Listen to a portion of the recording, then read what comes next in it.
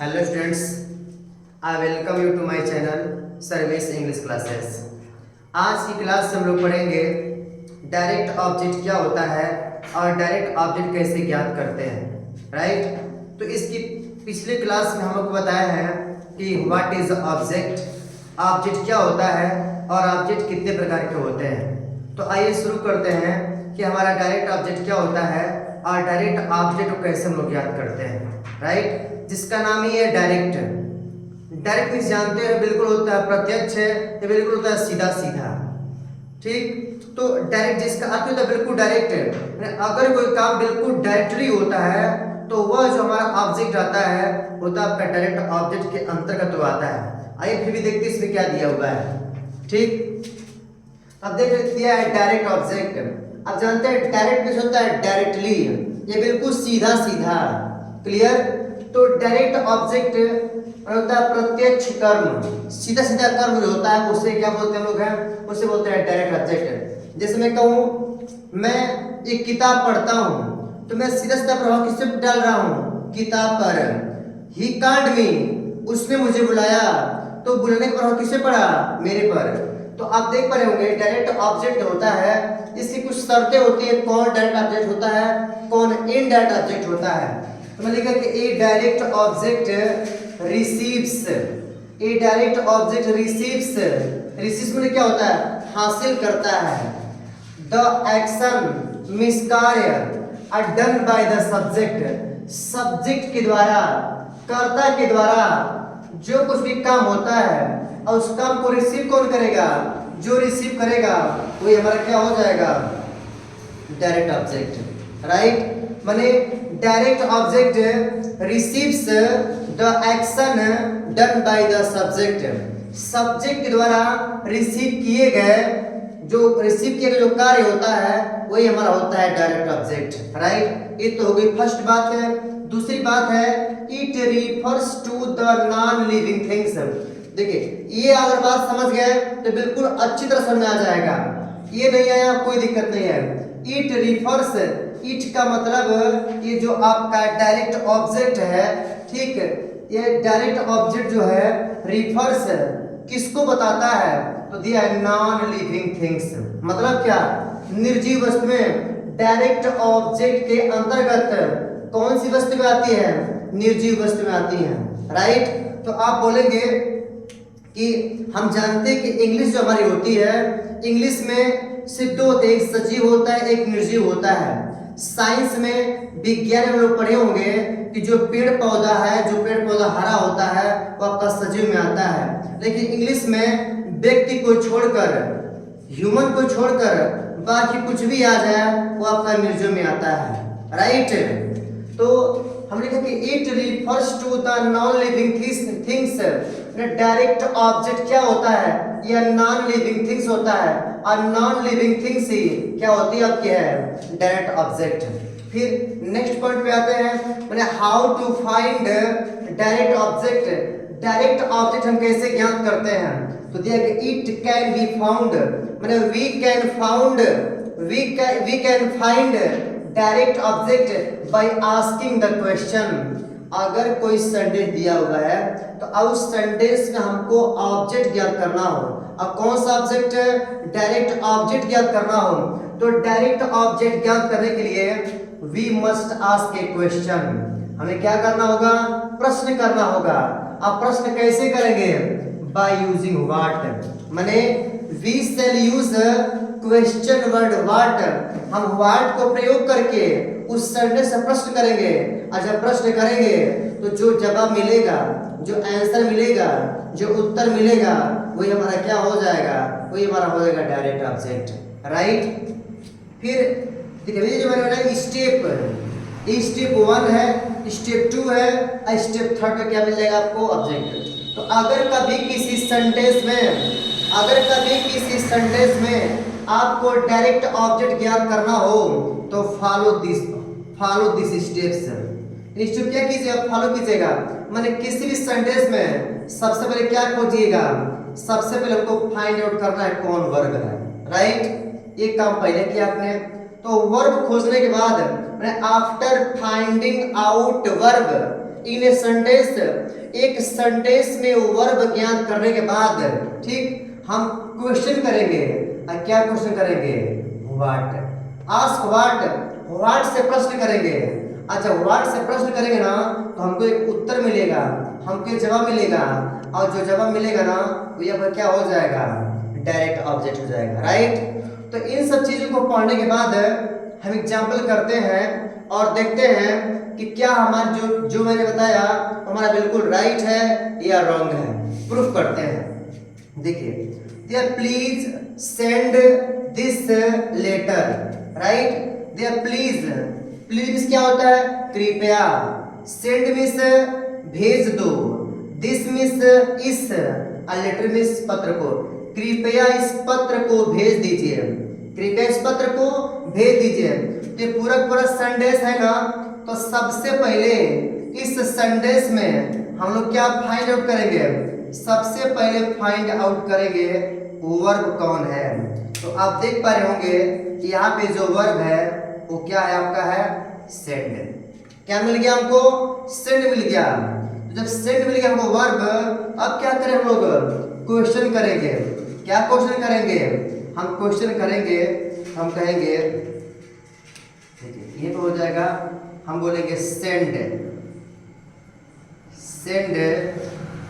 What, send what, right. हमने question किया यहाँ पे सेंड व्हाट, ये हमारा हो गया क्वेश्चन, राइट। सेंड व्हाट माने क्या भेजो, क्या भेज दीजिए। तो आपका जवाब क्या मिलेगा? आपका जवाब मिलेगा आंसर। तो जो आपका आंसर होगा इसमें से खोजिए क्या भेज दो। तो आप कहेंगे कि दिस लेटर। क्या? दिस लेटर, ठीक। आज जैसे हमने व्हाट से क्वेश्चन किया है हमको क्या मिला? This letter. तो इस सेंटेंस में जो दिस लेटर है वो क्या है? आपका है ऑब्जेक्ट। और ऑब्जेक्ट में कैसा ऑब्जेक्ट है? डायरेक्ट ऑब्जेक्ट है। मेरी बात समझ में आई? मैंने बोला कि एक सेंटेंस में हम वर्ब पहले खोजेंगे और वर्ब खोजने के बाद हम व्हाट से क्वेश्चन करेंगे, मैंने क्या भेज दीजिए। तो मैंने लिखा है सेंड व्हाट। सेंड मैंने भेजो, व्हाट मीन्स क्या? क्या भेजो। इस सेंटेंस आप देखेंगे कि दिस लेटर, इस पत्र को भेज दो। तो जो हमारा आंसर मिलेगा वही हमारा क्या हो जाएगा? वही हमारा हो जाएगा डायरेक्ट ऑब्जेक्ट। और जो पत्र है बताओ नॉन लिविंग थिंग्स है कि नहीं है? है ना non living things? Clear. He bought a book. Same काम जो इसमें किया है वही काम इसमें भी हम लोग करेंगे, राइट। अब देख पा रहे होंगे सबसे पहले फाइंड आउट करेंगे वर्ब। क्या फाइंड आउट करेंगे? वर्ब। तो वर्ब क्या आपकी है? वर्ब आपकी है bought, BOUGHT, bought, right. Verb क्या मिल गया? बॉट। अब बॉट मीन्स खरीदा। अब हम खोजेंगे इसमें से कि हमारा क्वेश्चन करेंगे हम लोग। क्या करेंगे? क्वेश्चन, ठीक। आज जब क्वेश्चन करें हम लोग तो क्वेश्चन करेंगे कि बाट और फिर व्हाट, मतलब क्या खरीदा, क्या उसने खरीदा। अच्छा वो क्या खरीदा? तो आपका जो जवाब मिलेगा, आंसर आपका क्या हो जाएगा? A book, right. अच्छा क्वेश्चन हमको जवाब मिल गया तो जवाब क्या मिला है कि ये जो हमारा ए बुक है ना, ए बुक, ये हमारा क्या हो जाएगा? Direct object. क्लियर। आते हैं नेक्स्ट एग्जांपल में। Do this work. इसमें पहले हम क्या करते हैं? खोजते हैं do this work. Do means करो, दिस मीन्स इस, और वर्क मीन्स काम को। इस काम को करो। तो हम सबसे पहले क्या सेलेक्ट करेंगे? क्या खोजेंगे हम लोग? हम खोजेंगे वर्ब। तो फिर क्या करें हम लोग? फिर हम करेंगे क्वेश्चन, राइट। क्वेश्चन करते हैं तो वर्ब क्या है? वर्ब का है डू। अब क्वेश्चन करेंगे तो हो जाएगा डू और व्हाट, मतलब क्या करो। डू व्हाट मीन्स क्या करो। तो आपका जो जवाब मिलेगा जो आंसर होगा वो होगा आपका दिस वर्क। क्या हो जाएगा? This work. आज जैसे जो जवाब मिलेगा हमको वो हमारा क्या हो जाएगा? आपका जवाब क्या मिला? This work. ये जो आपका दिस वर्क है वो कौन सा ऑब्जेक्ट है? ये आपका है डायरेक्ट ऑब्जेक्ट, राइट। अब आते हैं प्ले द गिटार। देखो प्ले मीन्स खेलना भी होता है, अब प्ले मीन्स बजाना भी होता है। प्ले मीन्स बजाओ गिटार, क्या बजाओ? गिटार बजाओ। तो सबसे पहले इसमें काम करेंगे। प्लेस में क्या है? प्लेस में है वर्ब। क्या है? वर्ब। अब क्वेश्चन करेंगे कि क्या बजाओ, ठीक ना, माने प्ले व्हाट, क्या बजाओ। अब देख रहे हो इसमें क्या दिया है? तो गिटार, ठीक। आज जैसे मुझे जवाब मिलेगा ये गिटार क्या हो जाएगा हमारा? ये हमारा हो जाएगा direct object, direct object. Clear? फिर आते हैं इसमें the lion killed a deer. The lion, शेर ने हिरण को मार दिया।